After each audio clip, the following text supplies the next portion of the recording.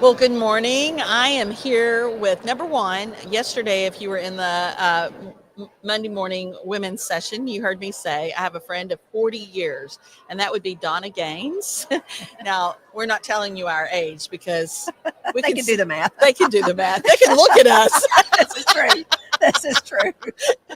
from the 80s to the big hair, right? That's exactly right. And Donna Gaines and a new friend. Tell us your name. Christi Shaeffer. Christi Shaeffer. I didn't have it down here on my That's paper, and I was like, if I say the wrong name, that would be really bad right now. No, we're good. We're good. And you guys are here to talk about your ministry that Donna founded, Rise2Read.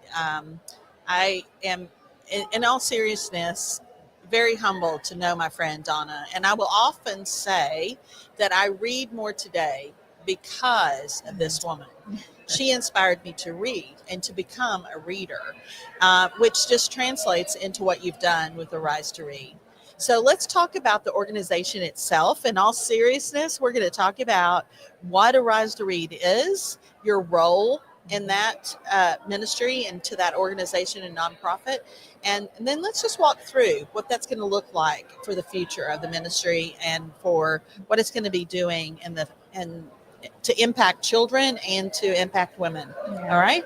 In fact, our motto, Diane, is save a child, save a family, save a city, beginning in Memphis and beyond. And it's really been the impetus behind it. I was going into the city through Bellevue Loves Memphis projects, and in 2012 was praying over the city, and it was one of those moments when the Holy Spirit just envelops you, and I felt these words impressed on my heart. This is your city. These are your children. What are you doing about it? And I was kneeling in front of an ottoman. I literally rocked back on my heels and said, Lord, I don't know. It feels really overwhelming. And it's like immediately it was get churches to adopt inner city schools and focus on literacy and the gospel. And God just opened doors. Our first school, our pilot school in Memphis, did so well that once we got into that school, we couldn't keep up with all the requests that were coming from other principals wanting us to come in. Memphis has one of the highest child poverty rates in the nation. And when you start looking at literacy statistics, illiteracy and crime are correlated. 70% of inmates read on a fourth grade level or below. So that's why it's crucial that we get in. And also, the Lord impressed upon me that I'm to love my neighbor as I love myself. And having grandchildren, I think about, I wouldn't be able to sleep if they went to bed hungry at night and they could not read, that they were getting a subpar education. Right. And I would do whatever I had to do to meet that need. So how can I do anything less for the neighbor in my city? And so God birthed Arise2Read. Wow. So, Christi, tell us what you do for Arise2Read. I am the director of communications for Arise2Read. So I come and do things like this, which are fun. And I do our graphic design and try to keep up with our social media and all of our events. I plan our volunteer appreciation event and our big kickoff training event in Memphis, things like that. How many gifts did you get donated for the volunteer appreciation banquet? She has a phenomenal job with that. This past year, I did not go quite as hard. Last year, I got 78. This year, awesome. Around 50, I think. That's awesome. That's amazing. Well, what's amazing is our community. Our community really gets behind us and supports us, and they really appreciate our volunteers and what they do. Well, as you gave the brief history, let's talk about the essentials. Like you said, the motto that if you save a child, you save a family. Yeah. So let's talk about that mother. That how is this essential to ministry to women? How is this ministry, Arise2Read, essential to taking care of these women who are the moms of these children? A lot of times these moms are trapped in generational poverty, and that's all they've ever known. Many of them work a lot, and so it's hard for them to spend additional time with their children. A lot of them were not modeled how to parent for them, and so children are left alone or left in front of a television or a screen, and consequently don't learn to read or not exposed to the number of words that the vast majority of our children have been exposed to by the time they enter school. So they come in behind. That's where we come in second grade, and our volunteers go in 1 hour a week to work with these children with the Fry Sight Word List, which is a 1,000 word list, basically 100 words per grade, the first 300 of which comprise 67% of the vocabulary they will encounter in school. So they need to know those words with Wow. automaticity. So they're not slowing down their comprehension to try to decode these words. Right. So we work with them on that. And it's a tremendous opportunity for volunteers because it only takes 1 hour a Right. week. We can train them in about an Right. hour and a half. And they can choose a school of their Of their choosing. choice. Yeah, Right. yeah. I mean, they can And so do, it gives churches an opportunity to get involved in their neighborhood and community by adopting a school. And our volunteers are now, these areas of the city they have driven around now become destinations. And these statistics now have a name and a face. And they fall in love with the children. wow, that's incredible. And what's going to happen to them is many of them, as they're going into these schools, I would think, Christy, that they would become almost like surrogate moms, surrogate grandparents, grandmothers. And suddenly it's a very mutual type of fellowship and teaching and exchange that just develops into relationship. I know of at least 2 families that the mothers have really increased their literacy skills just because the kids were coming home with their flashcards and working on them. And like the parents of the family, like they were really learning those words right along with them. And that's going to benefit them, and they're not only with their family, but with maybe with their workspace, or being able to spur them on to do other things so that they will be more confident in their workplace. But then as the volunteers go in, it keeps us as a church. I'm seeing we're going to turn out. Yes. It's not about us all the time. Right. Because isn't that what happens to us as we get older in ministry and older in the faith? We go inward and to our little happy little huddle. Everybody looks like the same. We do the same. If we can give our money, then we're done, right? While everything, and we're complaining about what's going around us. And what you said was we're driving around these neighborhoods. Right. Now we're driving in to these neighborhoods. So you train them. How do you train the volunteers to get ready? Christi, can you tell us a little bit about the training that happens? Yeah, so we just get all of them together and we go through the process. We explain to them like who we are and what we do and why we do it. And then we just go through the protocol. So we want to be respectful of the school board and what they would have us to do. And then we just go through exactly what the Arise2Read protocol looks like. We give them, we show them the coaching boxes that we use during the coaching, and we go through each individual item that's in that coaching box. We explain to them that even though we can't share our faith during the school day, we want to model those characteristics of Christ in front of the students. And one of the most incredible things I think is these students now have someone that show up for them consistently every single week. And that could be the only person in their life who does that. I think that's the biggest difference. Oh, I think it is too. The impact of that this volunteer is showing up every week for them gives them hope, right? Yes. And then are you still doing the after school program? Yes, we have after school Bible clubs. And we have a curriculum using the Gospel Project that we can use as a Arise2Read Bible Club. But we also partner with Beach Club and with Child Evangelism Fellowship with their Good News Clubs. So we just look at the schools that we're adopting, and we want, whatever program that church is already trained in or wants to use. That's awesome. Just get a Bible club on the campus.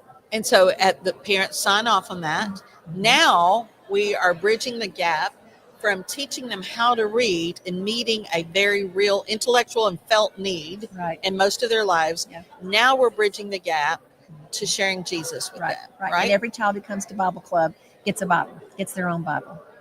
Wow. So that child takes that Bible home. It belongs to them. So that really has answered the question that we're going to look at. Two questions that I was going to ask for us: how we bridge the gap and share the gospel, and 2, how we generationally meet all of those.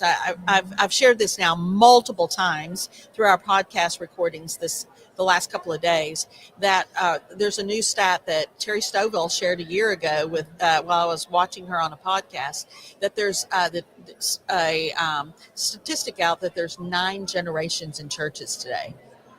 Wow. 9. And so I went to church that next morning of a church that we were doing an interim with, and there's like 50 people in that church. And I was having a conversation with this older woman, and I said, Miss Sarah, tell me your age. Tell me how old you are. And she said, I'm 92, girl. I'm 92. And I went, really? And you drive to church every day? And she was like, yes, I do. I drive to church every day. And I finished my conversation with her, turned around, and in walked the 10-year-old daughter of our worship leader. And I went, oh my word, here's the truth of this. In this church running 50, there's 9 generations separating them. And so what you're doing, you're bridging the gap there with generationally, right? With Arise2Read. So we have a student that was one of our Arise2Read tutorees, and he was in our program, and then he joined the Bible club at his school. And through that, he received Christ as his Savior, and he was going to get baptized. None of his family had ever been to church. So he went to Bellevue to get baptized. And in the process of that, he invited his grandparents, who flew here from Venezuela to witness his baptism, and his parents and his grandparents were all saved because of that. That's exactly that's exactly what I'm talking about. That all of our ministries generationally are bridging gaps so that the gospel goes forth, that it's not just about us meeting their needs, but it's for the propagation of the gospel of Jesus Christ. And that when we get to heaven, we're going to meet people because of the price that we've paid to do the ministry God's called us to do. Like when you said, I sat back on my haunches and went, what does that look like? Like, what does that look like, Lord? Where do we even start? Yeah. And then God just begins to order our steps, right? He delights in ordering the steps of a righteous woman and a righteous man, a righteous person. Well, he'll blow your mind with the exceeding abundantly beyond that he will do, because he's granted us favor from the very beginning. And just this past February, I was invited to the National Prayer Breakfast, and we're partnering with the National Literacy Movement, the Children's Literacy Project, which doesn't have a method for teaching reading, but is seeking to be the impetus behind calling the church to see illiteracy as a justice issue and to get involved in their communities. So they are calling people to action, and they actually were asked to do a workshop after the breakfast. There were 4 workshops offered. One of them was on literacy, and I was invited by the Children's Literacy Project to present Arise2Read at that workshop after the National Prayer Breakfast. So it is amazing the doors that God is opening and how we're spreading now to other states and even to foreign countries. I was just on the phone last week with one of our new international mission board missionaries in South Africa, and she's a former educator in the United States, and she contacted me wanting to do Arise2Read there. We have a man, Charles Loper, Dallas businessman, who founded a school in Uganda. They've been using Arise2Read in P1 through 7, and the children have done so well, and their scores have gone up so much that the Secretary of Education for the country of Uganda contacted the school and said, what are you guys doing? How are your kids improving? And he said, well, all we did was started this class called Arise2Read. That's so amazing. We're blown away Donna. with how God's using it. That is amazing. So who knows but God how far you will take that and what he will use that for. So I'm going to ask you both a personal question. I'm asking everyone. In your ministry that God has called you, in the ministry to women, has it cost you anything? And if it has cost you anything, how has it impacted you? And is it worth it? Christi? You want me to go first? Sure. I'm going to need a minute to think about that. It cost you time, obviously. Yes. But the beautiful part of that is God's revelation in the midst of it, and the way that he's opening doors and the things that he's doing. You stand back in awe and go, there's no way I could have networked, manipulated, planned any of this. It is a surrender to the call of God on your life.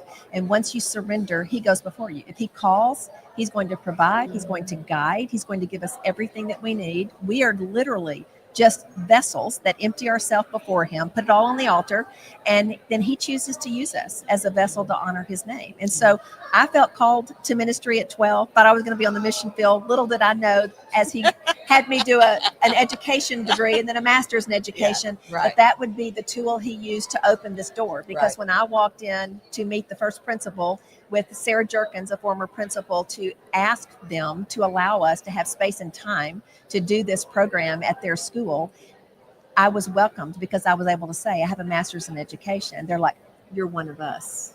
Come in. You understand us. So how many years ago, before that started, did that conversation happen? How many years ago did you get your master's? Oh, when Grant was a baby. I know. That's what I'm saying.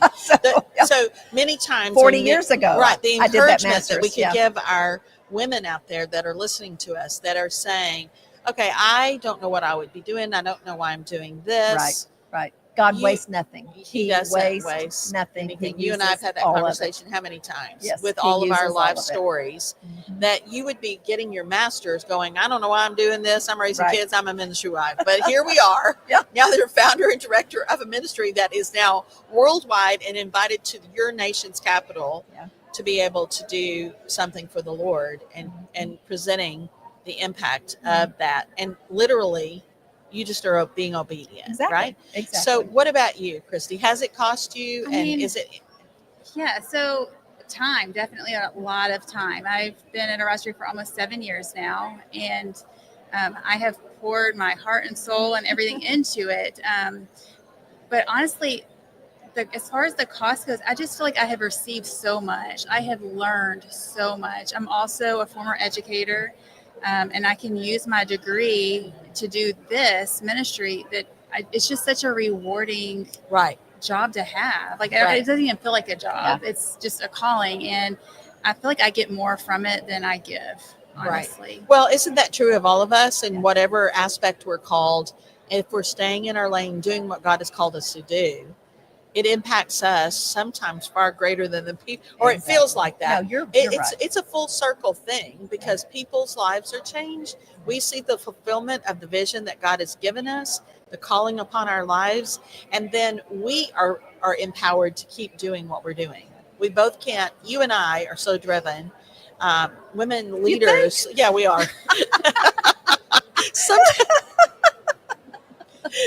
Miss Yeah. Washington D.C. over here. Yeah, I know.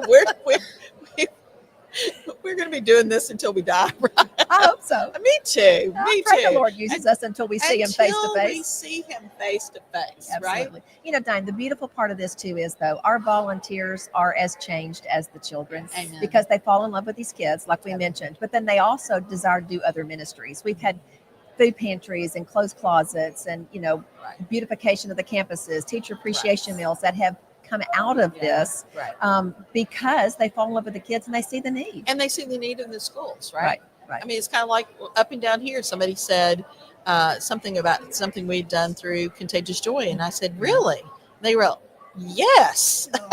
Isn't that Yes. the way we want to be Yes. in our ministries? We want God to use us for His glory That's right. and for the benefit of the body, That's what it's all about. and for what life sharing is the all gospel. about. Absolutely, empowering others to share the good news of Jesus Christ. Amen. All right, well, give the website where they can learn more about Arise2Read, Yes. because they're going to be watching this later on, because we're going to give you that link. We're going to post it on our YouTube channel. And so let's tell someone that might be watching us later where they can find out more about Arise2Read. Yeah, so Arise2Read is ARISE, the number 2, and then read.org. Okay, you heard it. Arise, ARISE, the number 2, read.org. Don't miss out on this opportunity of connecting with getting tools, resources for you to cross the bridge in your community, get into the local school to help those teachers teach children how to read and make a difference in your community, and then transform your community. That's right. and the church coming together to share the gospel with these children and their families. I'm grateful that you were with me today. I love y'all so much. Thank you. And I'm Diane Nix at the Women's Expo SBC 2025. We'll be back in just a moment.